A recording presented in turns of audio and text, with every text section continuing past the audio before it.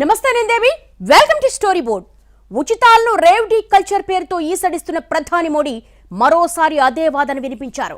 G20 సదస్సు సందర్భంగా ఇచ్చిన ఇంటర్వ్యూలో ఉచితాలు అనుచితం అనే మాటకే కట్టుబడ్డారు. కానీ ఉచితాల పేరుతో మొత్తం సంక్షేమ పథకాలనే తప్పుపట్టడం సరికాదన్న వాదన వినిపిస్తోంది. ఉచితాల పేరుతో పథకాలు నిలిపేస్తే పేదలు ఎలా బతకాలనేది $1 మిలియన్ ప్రశ్న. అసలు భారత్ లాంటి దేశంలో సంక్షేమ పథకాలు లేకుండా బండి నడుస్తుందా? రాజ్యాంగంలోనే ఉన్న సంక్షేమ రాజ్య భావనను తప్పుపట్టచ్చా? అన్ని వర్గాల వారిని ఆదుకోవాల్సిన బాధ్యత ప్రభుత్వానికి లేదా? ఆర్థిక అసమానతలు అసాధారణంగా పెరుగుతున్న మన ఎగుడు దిగుడు సమాజంలో అట్టడుగు నుంచే బడుగు బలహీన వర్గాలను ఆదుకోవాల్సిన బాధ్యత ప్రభుత్వాలదే. పైగా మనది సంక్షేమ రాజ్యమని రాజ్యాంగంలోనే రాసుకున్నాం. అభివృద్ధిలో వారిని భాగస్వాములు చేసేలా సమ్మిళిత ప్రగతి అవసరం కదా. దేశంలో ప్రజలందరి ఆదాయం ఒకే రకంగా లేదు. సంపద పంపిణీ కూడా క్రమ పద్ధతిలో లేదు. అలాంటప్పుడు మొత్తానికి మొత్తం పథకాలు వద్దంటే పేదవాడు ఎలా బతకాలి అనే ప్రశ్నలు ఉన్నాయి. అసలు ఉచితాలు అమలు చేస్తే తప్పేంటి అనే వాదన కూడా ఉంది. చాలామంది పేదలకు ఈ పథకాలే ఆసరాగా ఉన్నాయనే చర్చ కూడా నడుస్తోంది. ఎన్నికల్లో గెలుపు కోసమో ఇంకో ప్రయోజనం కోసమో పథకాలు అమలు చేస్తుండొచ్చు. కానీ వాటి కారణంగా పేదలకు లబ్ధి కలుగుతుందనేది కాదంలేని సత్యం. పైగా ఉత్తరాది రాష్ట్రాలతో పోలిస్తే దక్షిణాదిలో సంక్షేమ పథకాలు సమర్థవంతంగా అమలవుతున్నాయి. ఏపీ, తెలంగాణలో పథకాల కారణంగా పేదరికం గణనీయంగా తగ్గిందని ఇటీవలే నీతి ఆయోగ్ నివేదిక ఇచ్చింది. రాజకీయ పార్టీలు సైకిళ్లను పంచిపెట్టడం ఎన్నికల గిమ్మిక్కుగా కనిపించొచ్చు. కానీ రవాణా సౌకర్యం లేని గ్రామీణ ప్రాంతాల్లో నివసించే కొన్ని లక్షల మంది బాలికలకు సైకిళ్లు ఇవ్వటం ద్వారా వారు స్కూళ్లకు, కాలేజీలకు వెళ్లేందుకు వీలవుతుంది. దేశ రాజధాని ఢిల్లీలో ఆమ్ ఆద్మీ పార్టీ ఉచిత విద్యుత్ను ఇవ్వటం మధ్యతరగతి వారికి ప్రయోజనం కాకపోవచ్చు. కానీ ఇది అసంఘటిత రంగంలో పనిచేస్తున్న కొన్ని లక్షల మంది జీవితాలను మలుపు తిప్పే అంశంగా మారొచ్చు. ఒక క్షురకునికి షేవింగ్ కిట్, ఒక విద్యార్థికి సైకిల్, గీత కార్మికులకు అవసరమైన పనిముట్లు, రజకునికి ఇస్త్రీ పెట్టె ఇవ్వటం వల్ల వారి జీవనశైలిని మార్చి జీవితాలను మెరుగుపరుస్తుంది. కొన్ని కీలకమైన సంక్షేమ పథకాలను కూడా ఉచిత పథకాలని అంటున్నారు. ఇక్కడే అసలు ఉద్దేశాన్ని అర్థం చేసుకోలేని అవగాహనారాహిత్యం స్పష్టంగా కనిపిస్తోంది.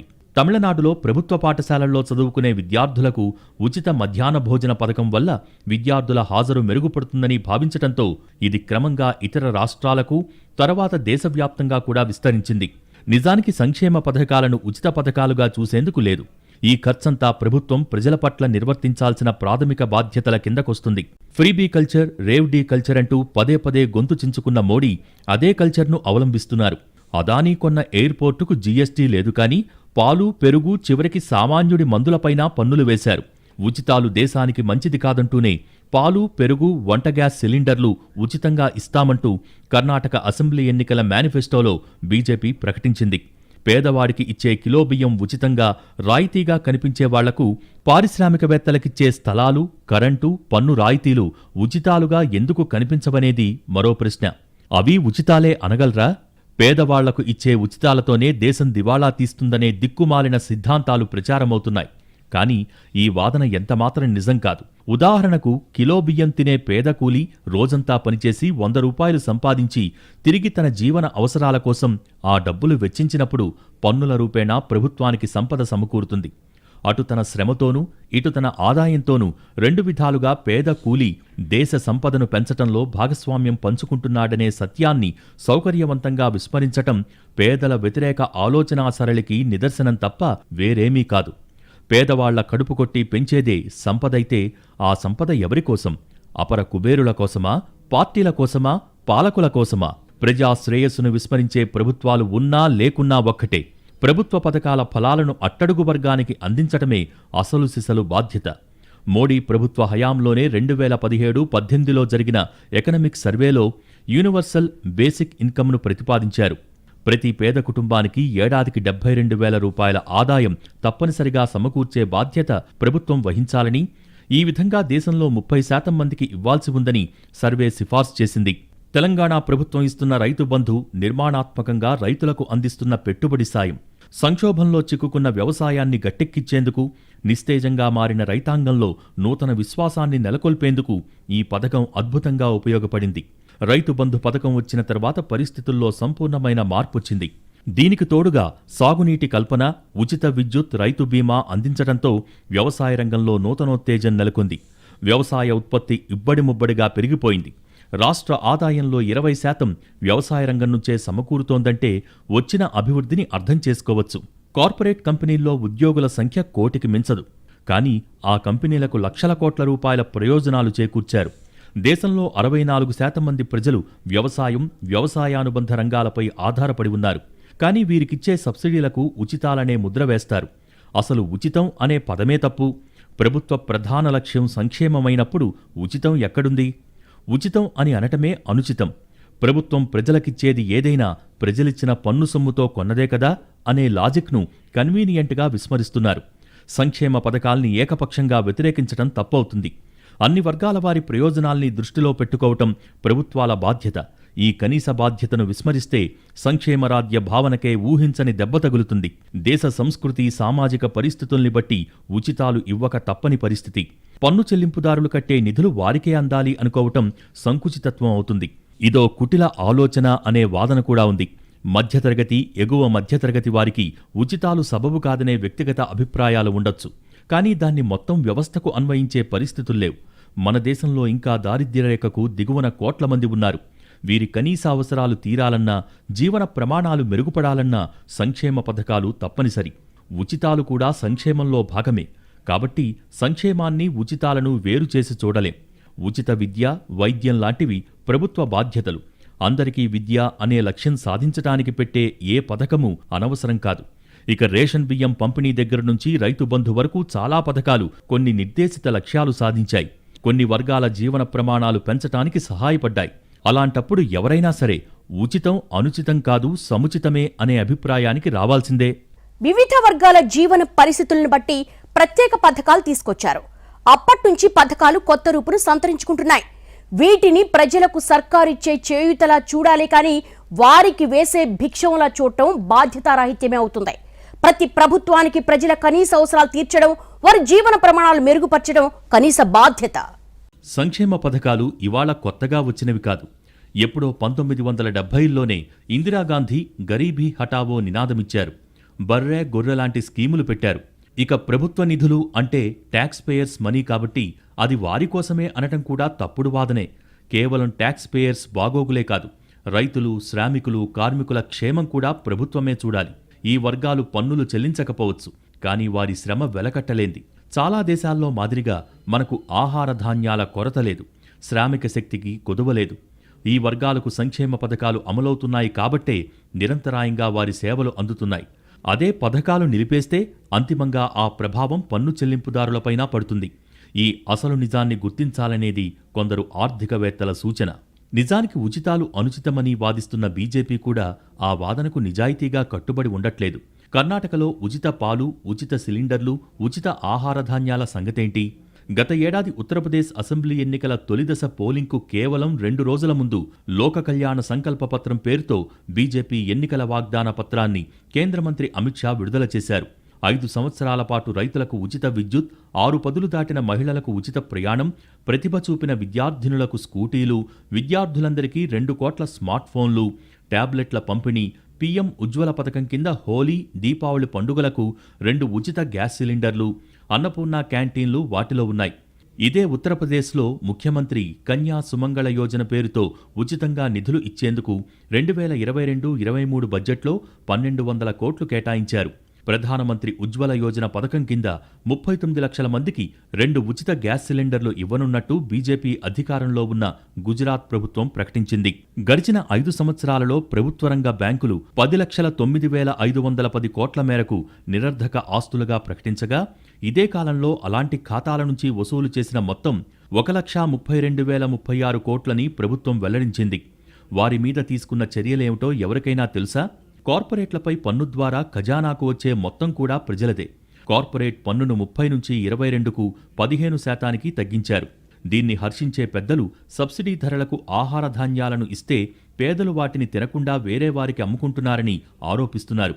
మరి కార్పొరేట్లకు ఇస్తున్న సబ్సిడీ అంతా తిరిగి పెట్టుబడిగా వస్తోందా? అది దేశానికి, జనానికి లబ్ధి చేకూరుస్తోందా? దీన్ని కార్పొరేట్లకు ఇస్తున్న ఉచితం అంటారా? కార్పొరేట్లకు పన్ను తగ్గిస్తే వారు తిరిగి దాన్ని పెట్టుబడి పెట్టి ఉపాధి కల్పిస్తారని చెబుతున్నారు. జనం అంతేగా. ఒక వస్తువునో సేవనో ఉచితంగా పొందితే దానికి వెచ్చించే సొమ్ముతో మరొకదాన్ని కొనుగోలు చేసి దేశానికి తోడ్పడుతున్నారు. మోడీ 2019 ఎన్నికలకు ముందు ఓట్ల కోసం రైతులకు ఉచితంగా ఏడాదికి 6,000 రూపాయలను 3 విడతలుగా బ్యాంకుల్లో వేసే పథకాన్ని ప్రకటించారు. రైతులు ఆ సొమ్మును స్విస్ బ్యాంకుల్లోకి, ఇతర దేశాలకేమీ తరలించి దాచుకోవటం లేదు. ఎరువులో, పురుగుమందులో, మరొక వస్తువునో కొనుక్కుంటున్నారు. సాగు చేయని వారు ఇతర వస్తువులకు వెచ్చిస్తున్నారు. అది దేశానికి మేలు చేస్తున్నట్టే. ఉచితంగా ఉన్న విద్య, వైద్యాలను అమ్మకపు సేవలుగా మార్చేశారు. ఒకనాడు అపహాస్యం చేసిన పథకాలని తరువాత జాతీయంగా అమలు చేశారు. తొలుత తమిళనాడు స్కూలు పిల్లలకు మధ్యాహ్న భోజన పథకాన్ని అమలు చేసినప్పుడు అదే జరిగింది. ఇప్పుడు దేశమంతటా అమలు చేస్తున్నారు. ఎన్టీఆర్ కిలో 2 రూపాయల బియ్యం పథకాన్ని ఎద్దేవా చేసిన వారు ఉన్నారు. ఆహార భద్రతా పథకం కింద ఇప్పుడు దేశమంతటా అమలు చేస్తున్నారు. ఒడిశా, తెలంగాణలో ముందుగా రైతు బంధును ప్రకటిస్తే తరువాత నరేంద్ర మోడీ కిసాన్ సమ్మాన్ పేరుతో దేశమంతటా అమలు చేస్తున్నారు. మన దేశంలో సంక్షేమ పథకాలు సాధించిన విజయాలు చాలా ఉన్నాయి. పేదలకు రేషన్ పథకం ఆకలి చావుల్ని దాదాపుగా అరికట్టింది. ఇప్పుడు 2 తెలుగు రాష్ట్రాల్లో ఆకలితో చనిపోయే పరిస్థితి ఎవరికీ లేదు. మధ్యాహ్న భోజన పథకం స్కూల్ డ్రాపౌట్స్ సమస్యకు చెక్ పెట్టింది. గణనీయ సంఖ్యలో పిల్లలు బడిబాట పట్టారు. రైతులకు అందుతున్న ఆర్థిక సహాయం, సబ్సిడీలు ఆహార ధాన్యాల సమస్యను తీర్చేసింది. ఇలా ఎన్నో పథకాలు అంచనాలకు మించిన విజయాలు సాధించాయి. వీటి ఫలితాల్ని పరిశీలిస్తే ఉచితాలు అనుచితం కాదు, సముచితమే అని తీర్మానించాల్సిందే. ఇలాంటి సున్నితమైన అంశంపై పేదల మనోభావాలు దెబ్బతినేలా వాదనలు చేయటం కూడా క్షమించరాని నేరమవుతుంది. ఒక దేశ ఆర్థికాభివృద్ధి ఎంత ముఖ్యమో సామాజిక పురోగతి కూడా అంతే ప్రధానం. సామాజిక అభివృద్ధి జరగాలంటే అన్ని వర్గాలు ముందడుగు వెయ్యాలి. అట్టడుగు వర్గాలకు చేయూత ఇవ్వటం తప్పనిసరి. అప్పుడే వారి జీవన ప్రమాణాలు మెరుగై దేశాభివృద్ధిలో భాగం పంచుకోవటం కుదురుతుంది. ఈ విషయాన్ని అర్థం చేసుకోకుండా సంక్షేమం వద్దనటం అవగాహనారాహిత్యమే అవుతుంది. కేంద్ర, రాష్ట్ర ప్రభుత్వాలు సమన్వయంతో పథకాలు అమలు చేసి మెరుగైన ఫలితాలు సాధించాలి. స్కీముల్ని మరింత సమర్థవంతంగా అమలు చేయాలే కానీ అసలు పథకాలే వద్దనటం కరెక్టు కాదు. ఎక్కడో కొండకచో పొరపాట్లు జరిగాయని మొత్తం కార్యక్రమాన్ని నిలిపేస్తే కొండ నాలుక్కి మందేస్తే ఉన్న నాలుక ఊడినట్టవుతుంది. ఈ విషయాలన్నీ పరిగణనలోకి తీసుకుని సంక్షేమాన్ని నిర్వహించాలి. అసలు మన రాజ్యాంగంలోనే సంక్షేమ రాజ్యం అనే భావన ఉంది. అలాంటప్పుడు ఉచితాలు వద్దనటం రాజ్యాంగ ఉల్లంఘన కూడా అవుతుంది. ఈ విషయంలో కొంతమంది వ్యక్తం చేసే వ్యక్తిగత అభిప్రాయాలను బట్టి కాకుండా జాతి విశాల ప్రయోజనాలను దృష్టిలో పెట్టుకోవాలి. దశాబ్దాలుగా సంక్షేమ పథకాల వల్ల కలిగిన లబ్ధిని బేరీజు వేసుకోవాలి. చాలా దేశాలతో పోలిస్తే మన దగ్గర ఉచితాలు బాగా వర్కౌట్ అయ్యాయి. కోట్లాది మంది పేదలు పేదరికం నుంచి బయటకొచ్చి ఊహించని విధంగా దేశాభివృద్ధిలో భాగస్వాములయ్యారు. సంక్షేమ రాజ్యాన్ని ఉచితాల సంస్కృతిగా పేర్కొనడమంటే వివిధ రాయితీల కోసం ప్రజలు చేసిన పోరాటాలను అవమానించటమే. ఆరోగ్య రక్షణ, ఇల్లు, ఆహారం వంటి ప్రాథమిక అవసరాలకు సంబంధించిన ప్రజల ఆకాంక్షలను, ప్రజాతంత్ర హక్కులను ఉచితాలుగా పేర్కొనటం వెనుక పెద్ద కుట్ర దాగుందనే వాదన కూడా ఉంది. వైద్యం, నివాసం, ఆహారం పౌరుల పట్ల ప్రభుత్వం నెరవేర్చాల్సిన ప్రాథమికమైన రాజ్యాంగబద్ధమైన బాధ్యతలు. వీటిపై ఉచిత ముద్రలతో ఇప్పుడు ఆ బాధ్యతల నుంచి ప్రభుత్వం చేతులు దులిపేసుకోవాలని చూస్తోందని ఆరోపణలు కూడా వస్తున్నాయి.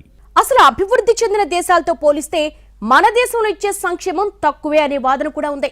మొన్నటికి మొన్న కరోనా సమయంలో కూడా ఇతర దేశాల్లో లక్షల కోట్లు ప్రజలకు పంచిపెట్టారు. కానీ మన దగ్గర మాత్రం ఉచిత వ్యాక్సిన్లు ఇచ్చి చేతులు దులిపేసుకున్నారు. అసలు నిజాలు ఇలా ఉంటే ఇంకా ఉచితాల సంస్కృతి మంచిది కాదు అనే వాదనేంటో అస్సలు అర్థం కాదు. ఉచిత విద్యుత్ పైకి ఉచితంగా కనిపించినా పేద రైతులు పంట కాపాడుకోవటానికి వరంలా పరిణమిస్తుంది అనేది కాదంలేని సత్యం. ప్రజా పంపిణీ వ్యవస్థ ద్వారా అందే నిత్యావసర సరుకులు పేదరికాన్ని గణనీయంగా తగ్గిస్తున్నాయి. కోవిడ్ కాలంలో 80 కోట్ల మంది రేషన్ కార్డుదారులకు ప్రధానమంత్రి గరీబ్ కళ్యాణ్ పథకం కింద ఉచిత ఆహార ధాన్యాలను ఇచ్చామని, అది ప్రపంచంలోనే అతిపెద్ద ఆహార భద్రతా పథకమని కేంద్రమే సగర్వంగా ప్రకటించుకుంది. ఈ పథకం కోవిడ్ కాలంలో ఆకలి చావులను నివారించింది. మధ్యాహ్న భోజన పథకం పాఠశాలలకు విద్యార్థుల హాజరును పెంచి పోషకాహార లోపాన్ని అరికట్టింది. ఇది ఉచిత పథకమే. అమలులో లోపాలు ఉన్నా అత్యధికులకు లబ్ధి కలిగించిన పథకాలవి.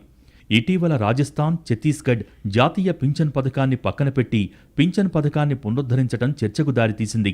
ధర్మం వేరు, ధర్మ సూక్ష్మం వేరు. ఈ రెండింటికీ తేడా ఓ రకంగా చూస్తే చాలా స్వల్పమే, కానీ మరో రకంగా చాలా ఉంటుంది. ఇప్పుడు ఉచితాలు సంక్షేమం మధ్య తేడా కూడా అలాంటిదే అన్న వాదన వినిపిస్తోంది. ఉచితాలు అంటే ఏమిటో సరైన నిర్వచనం లేదు. వర్ధమాన దేశాల్లో ప్రజల వెనకబాటుతనానికి ప్రధాన కారణం అభివృద్ధి సాధనలో ప్రభుత్వ వైఫల్యాలు. ఈ వెనకబాటుతనం వల్ల ప్రజలు 2 పూటలా తినగలగటం నుంచి ఒక మోస్తరుగా బతకటం వరకు పాలక వ్యవస్థ నుంచి సహాయం తప్పనిసరి అవసరం. లేనట్లయితే ఆ ప్రజలు ఇంకా నికృష్ట స్థాయిలోకి వెళ్తే వారి నుంచి తిరుగుబాట్లు వస్తాయి. దేశంలో ఆర్థిక సమతుల్యత చాలా ముఖ్యం. అందరి దగ్గర సమానంగా డబ్బు ఉండకపోవచ్చు. కనీస అవసరాలైనా అందరికీ తీరేలా ఉండాలన్నది రాజ్యాంగ సూత్రం. ఈ ఉద్దేశంతోనే కొన్ని వర్గాలకు సంక్షేమ పథకాలు అమలవుతున్నాయి. అయితే కాలం గడుస్తున్న కొద్దీ సంక్షేమం శృతిమించి ఉచితాలు తెరపైకి వచ్చాయనే అభిప్రాయాలు ఉన్నాయి. కనీస అవసరాలు తీరని సమాజాల్లో తిరుగుబాట్లు చెలరేగే అవకాశముంది. ఈ మాటను సూటిగా స్పష్టంగా ఆధునిక కాలంలో జర్మన్ పాలకుడు బిస్మార్క్ నుంచి ఇంగ్లాండ్ పారిశ్రామిక విప్లవకారుల వరకు చెప్పారు. ఈ అవసరాలు మాజీ వలస దేశాల్లోనూ కొనసాగుతున్నాయి. ఒక రకంగా ధనిక దేశాల్లోనూ ఉన్నాయి. సంక్షేమ వ్యవస్థల్ని దశాబ్దాలుగా కొనసాగిస్తున్నారు.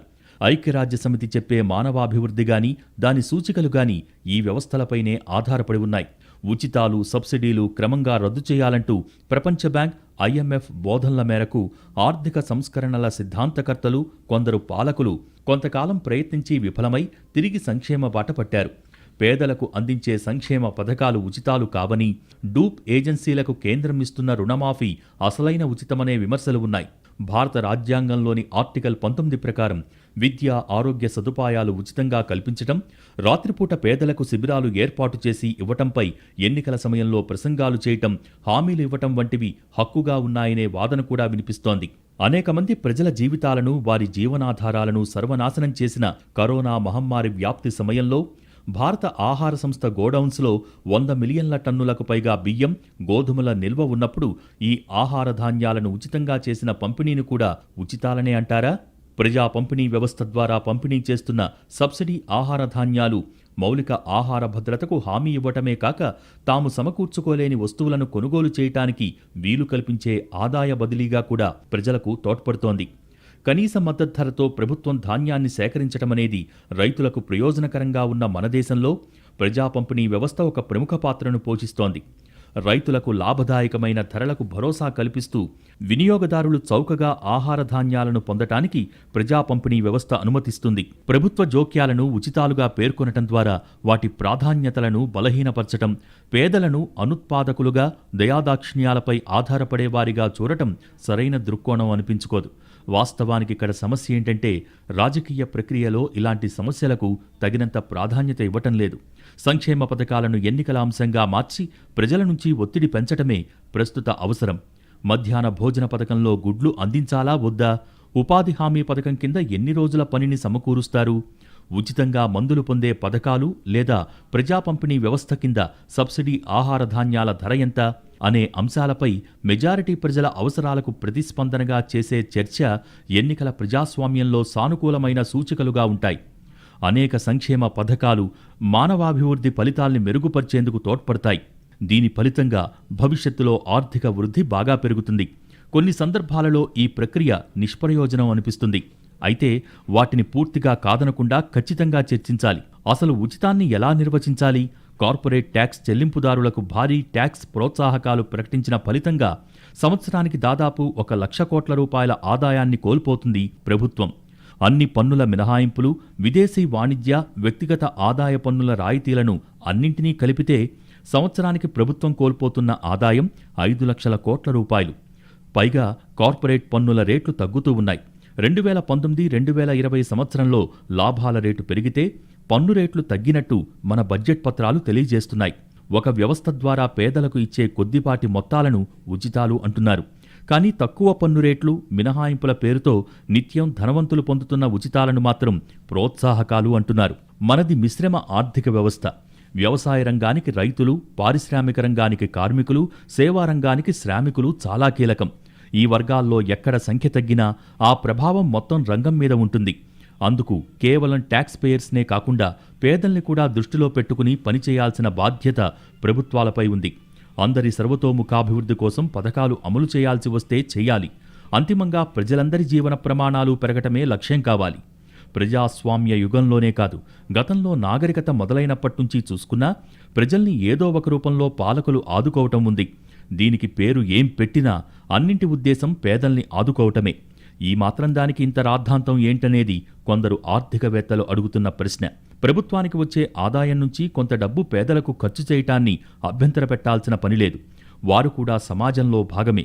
చితికిపోయిన వారికి చేయూత ఇస్తే డబ్బు వృధా అనుకోవటం అవివేకమవుతుంది. సంక్షేమ పథకాల రూపంలో డబ్బు వృధా అవుతుందనే ఆలోచనే తప్పు. అంతేకాని సంక్షేమం ఎప్పుడూ తప్పు కాదు. పథకం ఏ లక్ష్యంతో ప్రారంభించారు, ఎంతవరకు లక్ష్యం సాధించారు అనే విషయాలపై చర్చ జరిగితే అందరికీ మంచిదే. అంతేకాని అసలు సంక్షేమమే వద్దనే ఆలోచన తప్పే కాదు, సమాజానికి ప్రమాదకరం. ఇది అంతిమంగా వ్యక్తిగత ప్రయోజనాలకు దారితీసే ట్యాక్స్ పేయర్స్ మనీ వారికి మాత్రమే అనే ఆలోచనకు మొగ్గతొడిగే అవకాశముంది. అంటే అప్పుడు కట్టే డబ్బును బట్టి ప్రభుత్వ సర్వీస్ ఉంటుందని చెప్పినట్టే. అలా జరిగితే ప్రభుత్వానికి, ప్రైవేట్ కంపెనీకి తేడా లేకుండా పోతుంది. పౌరులందరూ ఒకటే అనే ప్రాథమిక, మౌలిక స్వభావమే దెబ్బతింటుంది.